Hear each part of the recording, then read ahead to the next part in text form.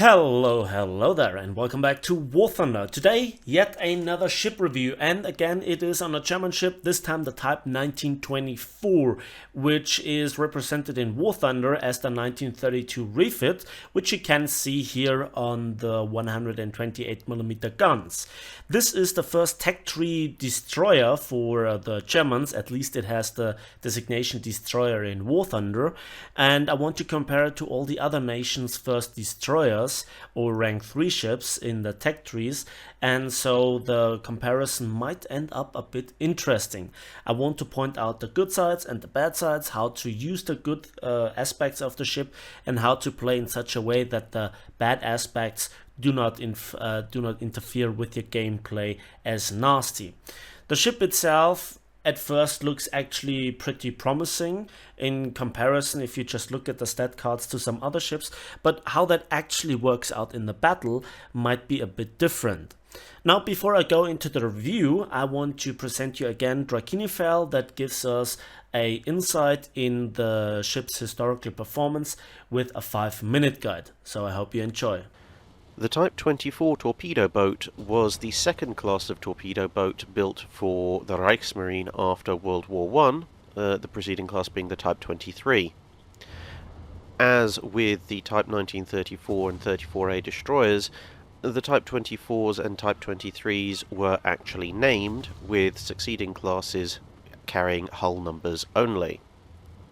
As a result, the Type 24s also carry the alternate title of Raubtier class, that is carnivore class to us English speakers, and the ships were appropriately named, with the Wolf, Iltis, Jaguar, Leopard, Luchs, and Tiger being the ships built for the class.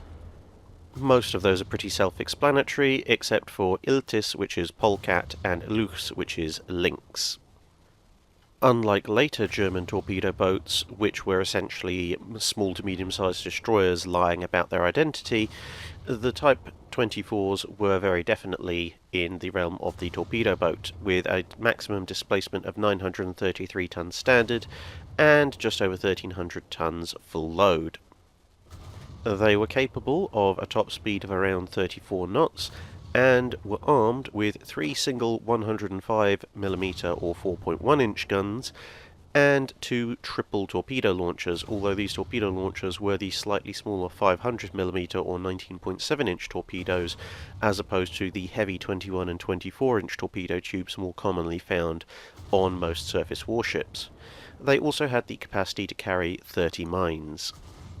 They represented incremental improvements over the Type 23s, but were known for being fairly unresponsive at low speeds when the weather was up, tending to drift wherever the wind and the waves took them if you didn't have the engines running up to a decent amount of power. Somewhat ironically, for being a torpedo boat, they have attracted some criticism for apparently having too many torpedoes, which seems a little bit self-contradictory. However, this is placed in the context of the fact that in their actual use during the Second World War, they didn't really do that much torpedoing of enemy ships and tended to be used more as coastal escorts, for which purpose I suppose more anti-aircraft armament would have been preferable. The main armament was laid out with 1 gun forward and 2 aft. This overemphasis on rear-mounted armament showed in a lot of German interwar designs, and was calculated to allow them to continue maximum fire when they were retreating from enemy warships.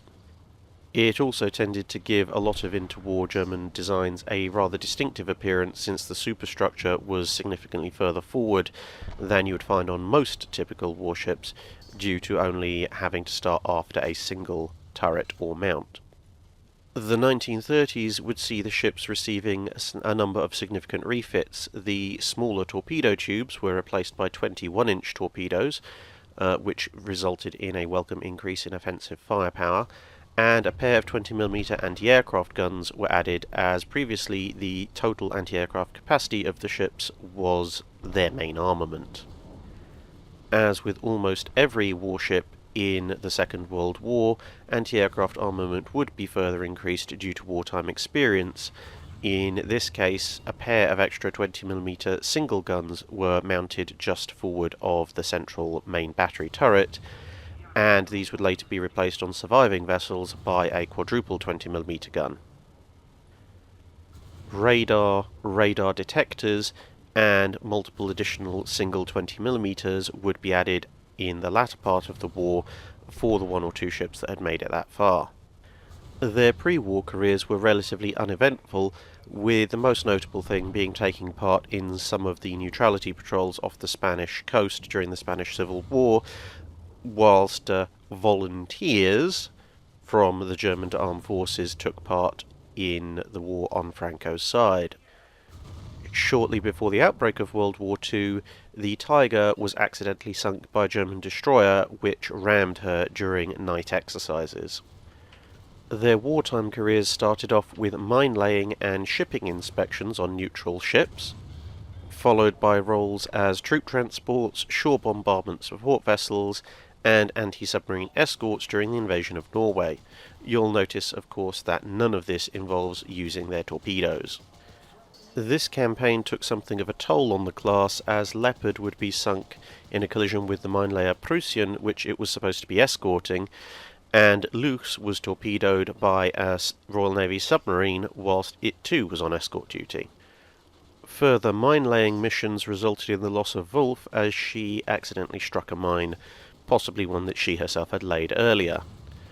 This left Iltis and Jaguar as the only surviving boats of the class, and amongst minefield-laying missions they would also help escort Scharnhorst and Gneisenau during the Channel Dash, along with Prince Eugen, as well as trying to ferry commerce raiders out into the Atlantic Ocean, but Iltis would be sunk during one of these missions when attacked by a force of British motor torpedo boats. Jaguar would keep up with the mine-laying and the escorting of commerce raiders and U-boats, but would eventually be caught by the Royal Air Force in June 1944 and bombed in harbour, thus bringing an end to the career of the Type 24s.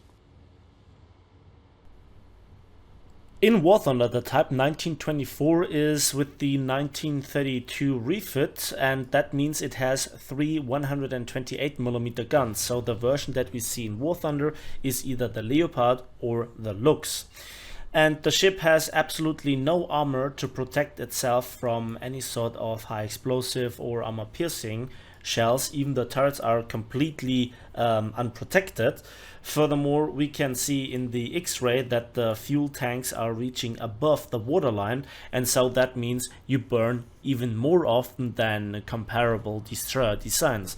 Little funny side note, the frontal ammo rack here in the X-ray is stated having 500 shells, but the overall ammunition capacity is 300 rounds, so that is a mistake. The secondary armament consists of only two 20mm guns and in single mounting, so your protection versus aircraft and ambushing patrol boats is very poor. And also you have two triple torpedo launchers, and I highly recommend that you drop the torpedoes as early as possible, because a single big HE shell to the torpedo tubes or an armor piercing round can ignite them, and then your ship gets one shot. The two turrets in the back are super firing, and so you have a bit more defensive capabilities when turning away from the enemy, and so your smoke screen can also help you neglecting the enemy, the damage, and eventually the kill. Now let's compare the ship with the numbers to other ships, and I want to compare it to the successor, the Type 1939 torpedo boat, also to the American USS Litchfield, the Soviet Frunze, and obviously the British HMS Churchill. We have three guns of 128mm, which is by quite a bit the biggest caliber, and while we have the lowest amount of ammunition overall and also per gun, we have, strangely enough, the highest rate of fire, even beating here the Type 1939 by 0.4 seconds. So overall, because we only have three guns compared to four guns with the Type 1939, we have the second highest DPM or shells in the air, comparable nearly to the Frunze with 50 rounds per minute. The torpedoes are the standard German G7A and they are very decent. We have 6 of them, caliber 533 millimeters. They have a standard range of 6 kilometers and a very decent 81 kilometers per hour. Overall, we have here the lightest ship. That's not a big surprise because this is actually a torpedo boat, and we have a okayish middle of the pack speed of 63 kilometers per hour and only 120 men on board. When we have a look at the ammunition, we have the very same 3 shells that we see on all the other German destroyers being equipped with 128mm guns. The stock Sprenggranate L4,5 mit Kopfzünder, or your stock HE shell, is in the comparison actually not that bad. We profit here from the largest caliber, but funnily enough we don't have the highest bursting charge. That title goes to the Frunze. But you can see the overall damage output is not that much more massive as you would expect.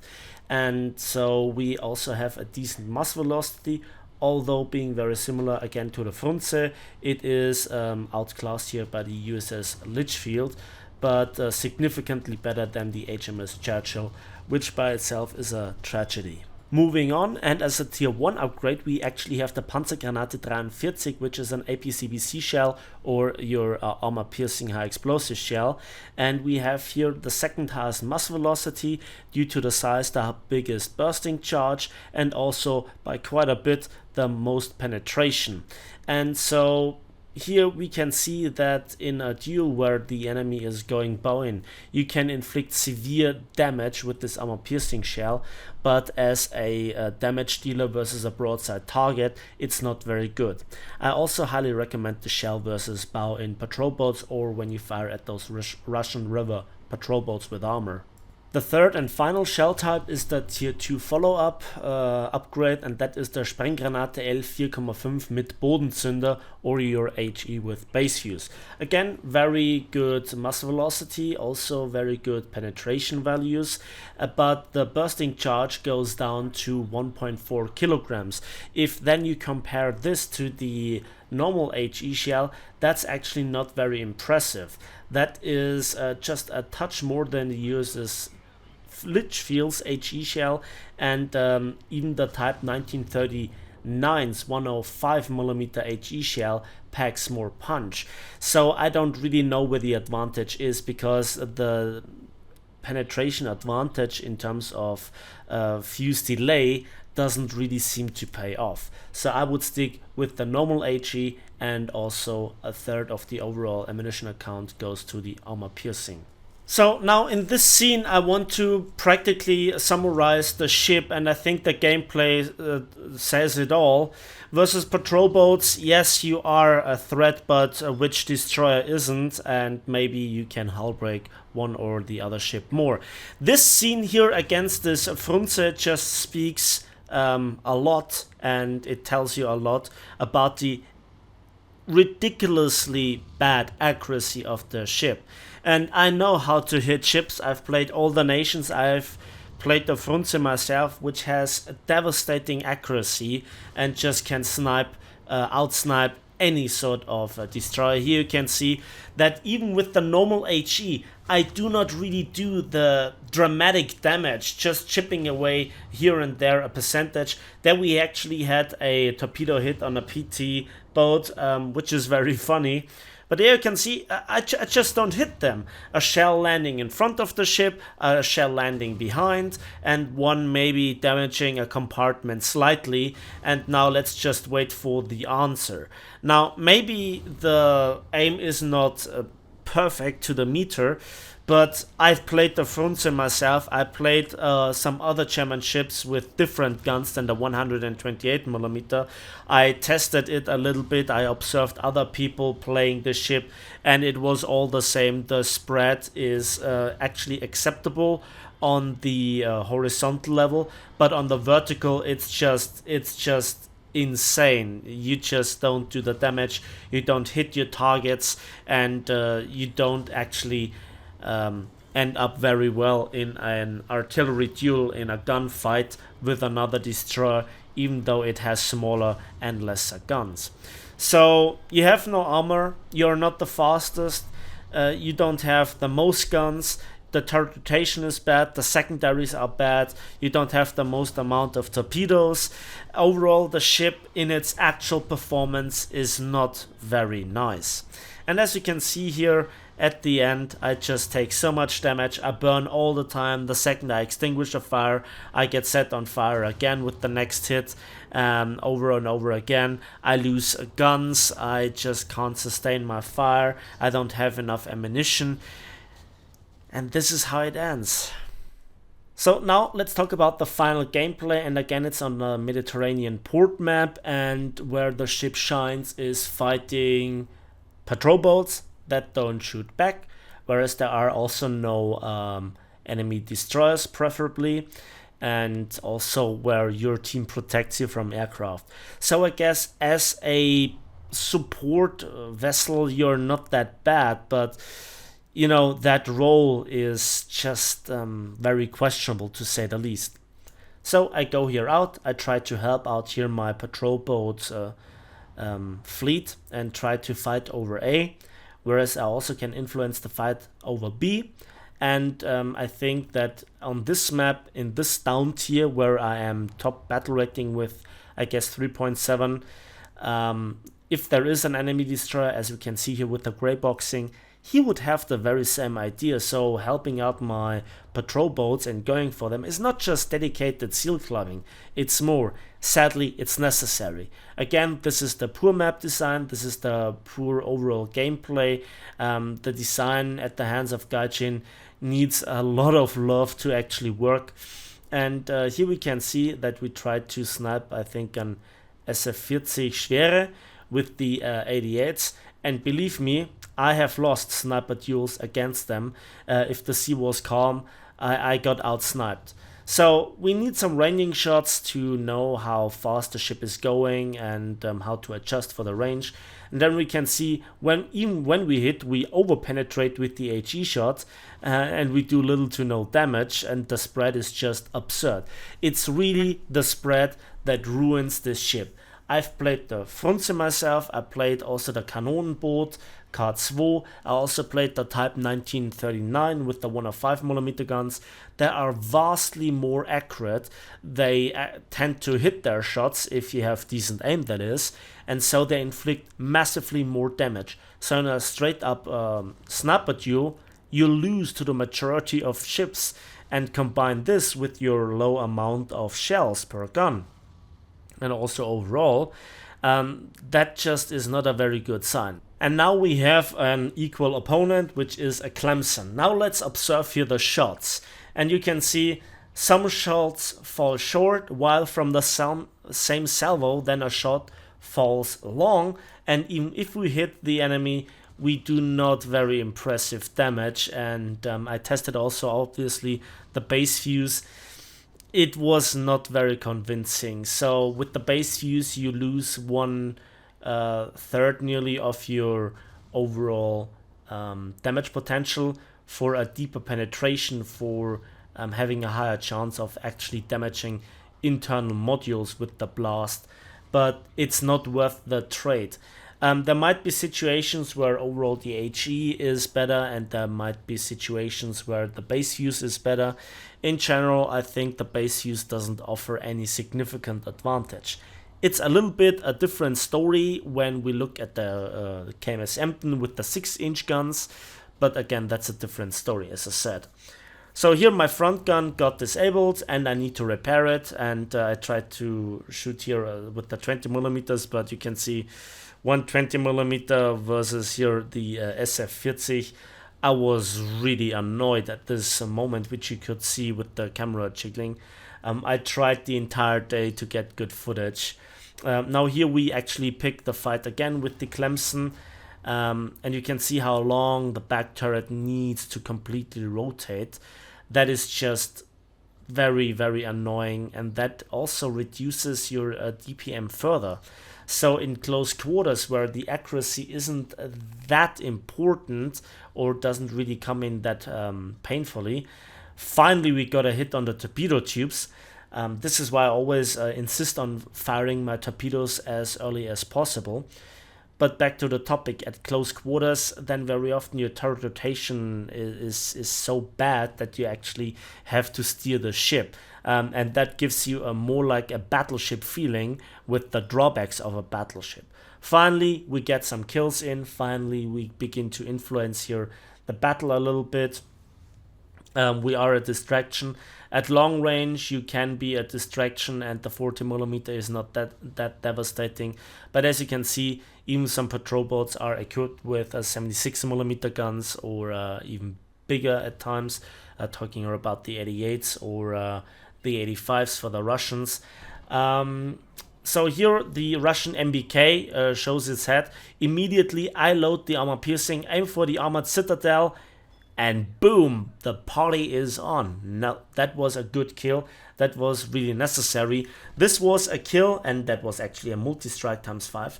That was actually a very important kill, because an MBK can inflict heavy damage, and when it's angling very well and just prioritizing the target, it can even outgun the ships with 40mm. Another kill here on the PT-103, and we have a multi-strike ×6. And now I'm making here the mistake of going away here from my team. I tried to go for B and protect it, which is contested right now. I'm still preoccupied shooting here at this patrol boat. I should have began to rotate the turrets into the other direction. Meanwhile, also one of my turrets got disabled, and then an IL-2 comes in and shoots me with the guns and machine guns. Now I look around, and now I see here a VS-10 following the aircraft.